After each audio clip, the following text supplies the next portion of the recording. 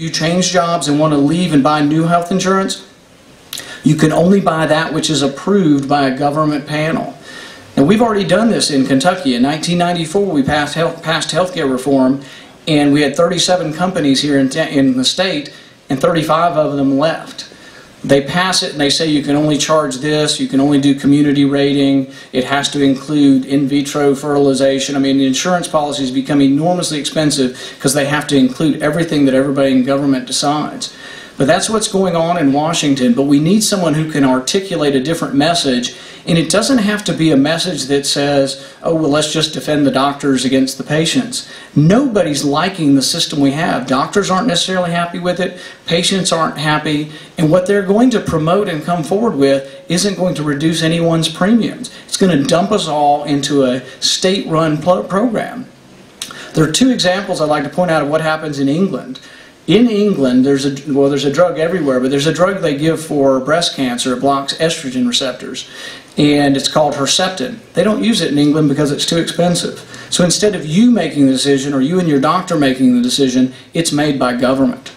There's a drug we use for macular degeneration when abnormal blood vessels grow in the back of the eye, and it's very common. It's the most common form of blindness in our country. And we have a drug that we inject called Avastin, and it tends to clamp off the blood vessels that are growing. In England, you had to prove that you were blind in one eye before they'd let you use it in the second eye.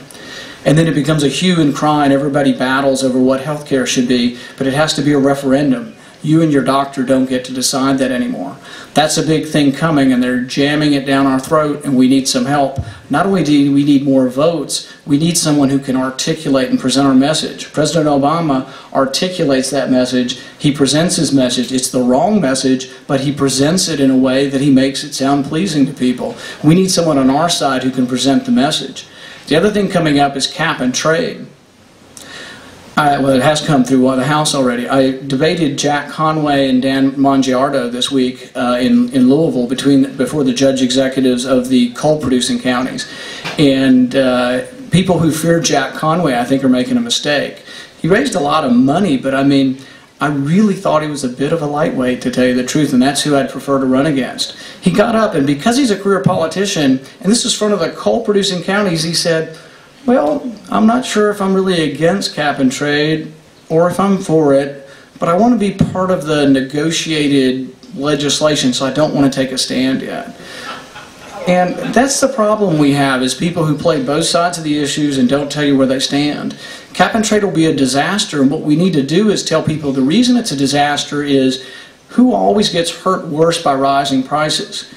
If you make a lot of money, rising prices at the grocery store don't bother you much. It's the working class and those on fixed income who get really harmed by rising prices. When you pass cap and trade, your electric bills are going to go up 40%. You know, when you run huge deficits, you have inflation. Who pays for them? Or who suffers most by them?